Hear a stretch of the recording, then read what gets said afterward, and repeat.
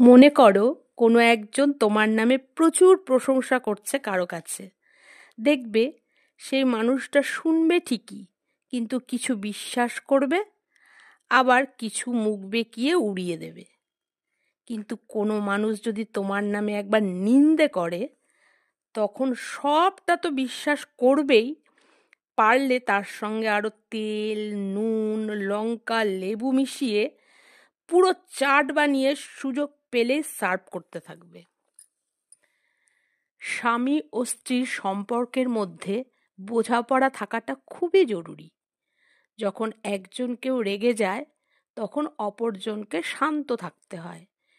এর জন্য ধৈর্যের দরকার, যা সংসার করতে গেলে খুবই প্রয়োজন। কারণ দুজনেই একসঙ্গে মাথা গরম করলে সে সংসার কখনোই টিকিয়ে রাখা সম্ভব নয়।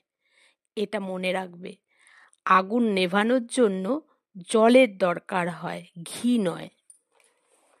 তুমি যখন সফল হবে, সবাইকে দিতে পারবে, কারো কোনো ইচ্ছে পূরণ করতে পারবে, যে যখন যা বলবে সেটাই করতে পারবে, তখন ভীষণ ভালো লাগবে নিজেকে।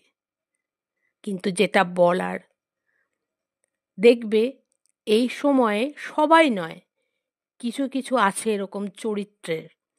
সুদিনে তোমার কাছে কাছে থাকতে চাইবে, তোমায় প্রচুর ভালোবাসবে, সম্মান দেবে, কিন্তু বালাই ষাট, যদি কখনো তোমার জীবনে খারাপ সময় নেমে আসে, সেদিন বুঝে যাবে কে তোমার সত্যিকারের কাছের।